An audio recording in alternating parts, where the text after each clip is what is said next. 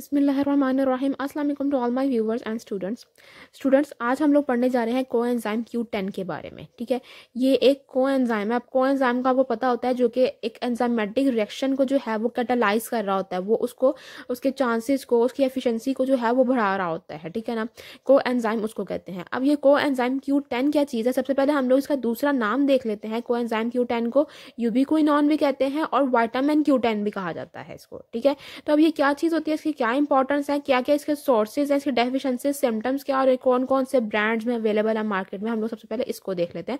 और बहुत इंपॉर्टेंट चीज़, जो कौन सी मेडिकेशंस की वजह से इसकी कमी हो जाती है बॉडी में, ये बहुत इंपॉर्टेंट है क्योंकि a number of the patients are suffering from a number of the diseases. ठीक है, तो उनमें क्या होता है कि मेडिकेशन की वजह से इस एंजाइम की कमी हो जाती है और उसकी वजह से तो उनको फर्दर साइड इफेक्ट होते हैं। तो मेडिसिन के अपने साइड इफेक्ट्स होते हैं, इसके अलावा जो इस एंजाइम की डेफिशिएंसी की वजह से साइड इफेक्ट्स होते हैं वो भी एडिशनल हो जाते हैं। ठीक है, तो जिसकी वजह से वो सफ़र करते हैं बहुत ज़्यादा, सिर्फ डिजीज़ की वजह से भी सफ़र करते हैं, मेडिसिन के साइड इफेक्ट की वजह से भी, और उसकी वजह से होने वाले जो डेफिशिएंसीज हैं उनके साइड इफेक्ट्स की वजह से भी। ठीक है, तो हम लोग सबसे पहले देखते हैं कि ये इसका काम क्या है। तो हम लोग काम अब देखते हैं इसका। सबसे पहले तो ये एक कोएंजाइम है। ठीक है, तो ये क्या काम करता है, आपके पास ये रोल प्ले करता है in the production of the energy. ठीक है ना, यानी कि मेन इसका क्या है कि ये एनर्जी प्रोडक्शन में ये हेल्प करेगा आपकी।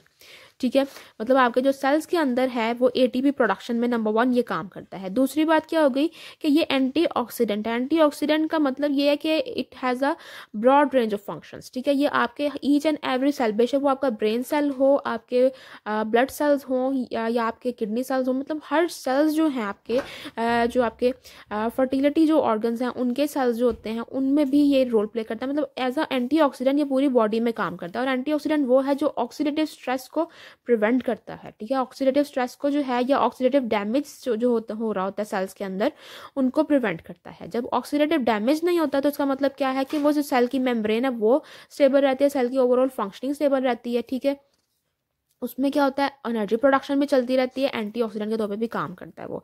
इसके अलावा हम लोग इसके जनरल फंक्शंस देखें तो मैंने आपको जैसे बताया कि ये इसके बहुत ब्रॉड रेंज ऑफ फंक्शंस हैं। ठीक है, तो उनमें जो मोस्ट इंपॉर्टेंट जो हम लोग जिनको हम लोग टारगेट करने जा रहे हैं वो क्या, कोलेस्ट्रॉल लोअर करता है, ये ब्लड प्रेशर को कम करता है, आपके जो शुगर की रेगुलेशन है उनमें ये रोल प्ले करता है, आपकी मेमोरी को डिटोरिएट नहीं होने देता, आपकी जो ब्रेन की फंक्शनिंग है उसको ये स्टेबल रखता है, उसको ये बरकरार रखता है। ठीक है ना, और आपकी ओवरऑल जो रिप्रोडक्टिव हेल्थ है उसको ये इंप्रूव करता है। ठीक है, तो अगर हम लोग इसके तो इतने इंपॉर्टेंट जो कोएंजाइम है अगर हम उसको देखें कि हम नेचुरली इसको कैसे ले सकते हैं, तो कौन कौन से सोर्सेज हैं इसके, नेचुरल सोर्सेज देख लेते हैं।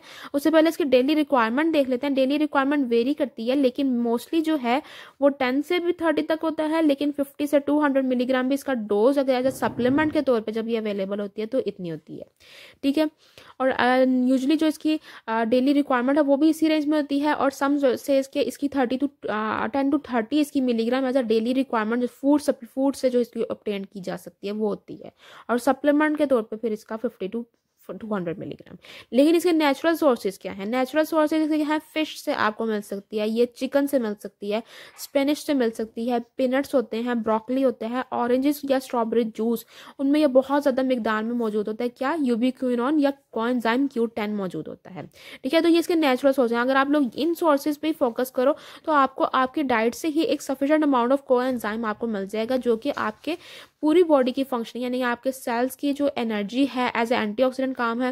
ठीक है, आपका blood pressure, cholesterol, sugar, each and everything वो रेगुलेट करने के लिए तैयार होता है। ठीक है, लेकिन अगर आपके अब डाइट से ही नहीं ले रहे तो क्या होगा, इसकी डेफिशिएंसी होगी। अब इसकी डेफिशिएंसी जो है वो बड़े ही जनरल से जो है वो 3-4 सिम्टम्स मैंने लिखे हैं। ठीक है, जो एक है मेंटल फटीग, दिमागी थकावट आपको महसूस होगी, आपको कंसंट्रेट नहीं कर सकेंगे और आपकी मेमोरी लैप्सेस होना शुरू हो जाएगी। ठीक है, और इसके अलावा अगर आपके जो है वो मसल्स में भी क्रैम्प्स वगैरह होना और इस टाइप की जो चीज़ें हैं वो भी, क्योंकि आपकी ब्रेन की जो फंक्शनिंग, ब्रेन आपको आपकी ईच एंड एवरी ऑर्गन को रेगुलेट कर रहा है, और अगर आपकी वहाँ पर डेफिशिएंसी हो जाती है किसी चीज़ की जो ब्रेन की फंक्शनिंग को इम्प्रूव कर रहा है तो आपका मतलब, इसका मतलब है कि पूरी बॉडी में समहाउ जो उसकी चेंजेस आना शुरू होंगे। ठीक है, तो मेन जो होंगे वो आपके मेमोरी रिलेटेड जो है वो एसोसिएटेड सिम्टम्स होते हैं। ठीक है, अब ये बड़ी इंपॉर्टेंट चीज़ है, वो मेडिसिन जो इस एंजाइम को लोअर कर लेते हैं। मतलब आप लोग अगर फॉर एग्जाम्पल पहले ही डाइट से कम ले रहे हो, ठीक है, कोएंजाइम, लेकिन कुछ ऐसी मेडिसिन ले रहे हो जिसको मजीद लोअर कर रही है, तो वो कौन कौन सी मेडिसिन है, स्टैटिन्स है, जो कि कोलेस्ट्रॉल लोअरिंग मेडिसिन है, जिसमें आ जाता है रोजुवास्टैटिन आ जाता है, एटोरवास्टैटिन पैटर्न आ जाता है, ठीक है ना। जो लोग लिपिगेट लेते हैं या रोबिस्टा लेते हैं उनको ये मेडिसिन या कोएंजाइम Q10 के सप्लीमेंट्स ज़रूर लेने चाहिए, ठीक है। जो वो रोबिस्टा ले रहे हो, एटोरवा ले रहे हो, ठीक है ना, या आप लोग ले रहे हो जो है रोसीरा ले रहे हो टैबलेट, ठीक है ना, मतलब जो भी कोलेस्ट्रॉल लोबरिन टैबलेट आप ले रहे हैं वो, ठीक है। फिर इसके अलावा फिब्रिक एसिड डेरिवेटिव्स आ जाते हैं, वो आपने लेने हैं, वो ले रहे हैं तो वो भी कोएंजाइम Q10 को कम करेगी। फिर बीटा ब्लॉकर्स बहुत ज़्यादा कम करते हैं, जैसे प्रोप्रानोलोल का कोई ले रहा है, इंड्राल ले रहा है, या मिरोल टैबलेट ले रहा है, या विस्कार ले रहा है, मतलब कोई भी इस तरह के टैबलेट ले रहे हैं अगर आप लोग ले रहे हैं या कोई भी आपकी फैमिली मेम्बर ले रहा है, तो उसमें आप लोगों ने कोएंजाइम Q10 का जो सप्लीमेंट है वो आपने जरूर ऐड करवाना है, या फिर ट्राइसाइक्लिक एंटी डिप्रेसेंट कोई आपके फैमिली मेंबर ले रहा है या आप लोग खुद ले रहे हैं, ठीक है। तो ये सप्लीमेंट के तौर पे ये जरूर ऐड करें, क्योंकि ये लोअर कर रहा है, आप ये मेडिसिन आपके इस एंजाइम को लोअर कर रही है, जिसकी वजह से मजीद डेफिशिएंसी सिंड्रोम आपको हाँ रहे हैं सफर, ठीक है ना। अब पॉइंट्स टू रिमेंबर क्या है कि अगर आप लोगों ने सप्लीमेंट ले लिया तो आप लोगों ने इसको ऐसे खाने के साथ लेना जैसे कोई सालन वाला खाना हो या जिसमें फैट्स हो, ठीक है ना। थोड़ा बहुत मतलब एक नॉर्मल, ये नहीं कि आप लोग कोलेस्ट्रॉल की मेडिसिन ले रहे हो तो आप लोग फैटी फूड के साथ लेना शुरू कर दो। जो आप नॉर्मल आपका जो एक सालन बनता है या जो आपका थोड़ा बहुत जिसमें ऑयल है या हल्का फुल्का जो मतलब होता है ऑयल, उसके साथ लो ताकि आपकी बॉडी एब्जॉर्ब कर सके। Why? Because it is a lipid soluble substance, ठीक है ना, ये लिपिड के अंदर ज्यादा अच्छा सोलेबलाइज होता है। इसके अलावा इसको अगर आप लोग रात में लोगे तो आपकी बॉडी जो है वो इसको रात के टाइम बहुत अच्छा से यूटिलाइज कर सकते हैं, तो आप इसको रात के टाइम भी ले सकते हैं, यानी रात के खाने के साथ आप इसको ले लें तो वो आपके ओवरऑल जो है वो आपकी एब्जॉर्ब भी अच्छा हो जाएगा, ठीक है ना, और आपकी बॉडी इसको यूटिलाइज भी अच्छे से कर सकेगी, ठीक है। तो अब सवाल ये पैदा होता है कि मार्केट में ये किस नाम से आ रहे हैं, ठीक है। तो ये कुछ अच्छा, ये मेडिसिन ये सप्लीमेंट थोड़ा सा एक्सपेंसिव होता है, लेकिन क्योंकि बहुत इंपॉर्टेंट है तो आपको अगर आप लोग ये चीज़ें जो है वो ले रहे हैं तो या तो आप सप्लीमेंट लो या फिर आप लोगों ने अपने इसको डाइट के जरिए करना है, मतलब आपके पास दोनों ऑप्शन है। ये चॉइस आपकी अपनी है कि आप इसको किस तरह से जो है इसकी डेफिशिएंसी को फुलफिल कर सकते हो, ठीक है ना।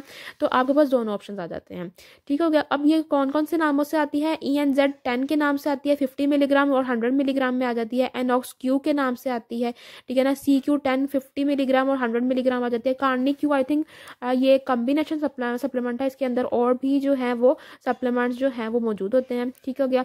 इसके अलावा जाता है सीलेरॉन टैबलेट आ जाती है, च्यूएबल टैबलेट होती है, इसकी च्यूएबल टैबलेट भी आता है, इसका सिरप भी आता है, ठीक है। और अगर हम लोग जो सप्लीमेंट ब्रांड्स हैं जैसे न्यूट्री फैक्टर है उसमें भी ये मौजूद है, अगर कोई न्यूट्री फैक्टर को लेना चाहता है या हर्बायोटिक्स तो उनमें भी ये चीज़ें मौजूद हैं। सप्लीमेंट्स का कोएंजाइम Q10 मौजूद है, न्यूट्री फैक्टर का Q फैक्टर के नाम से आता है, तो ये चीज़ें आ जाती है। तो अब आप लोगों ने किस तरह से इसको अपने डाइट में इंक्लूड करना है, बेशक वो सप्लीमेंट के जरिए करेंगे काफ़ी ज़्यादा। अगर आपके पास ये मेडिसिन आप लोग ले रहे हैं तो एज अ सप्लीमेंट भी आप यूज़ कर सकते हैं, और अगर आप सप्लीमेंट अफोर्ड नहीं कर सकते तो आप लोगों ने फिर नेचुरल सोर्सेज से जो है वो इसकी जो डेफिशिएंसी है उसको फुलफिल करना है, ठीक है। कुछ भी समझ ना आया तो आप मुझसे कमेंट बॉक्स में भी पूछ सकते हैं, ठीक है, और फेसबुक पेज के थ्रू भी मुझसे कॉन्टैक्ट कर सकते हैं, ठीक है। मेरे चैनल को जरूर सब्सक्राइब कीजिएगा और अपने फ्रेंड्स के साथ इसको जरूर शेयर कीजिएगा। अंटिल नेक्स्ट वीडियो, अल्लाह हाफिज़।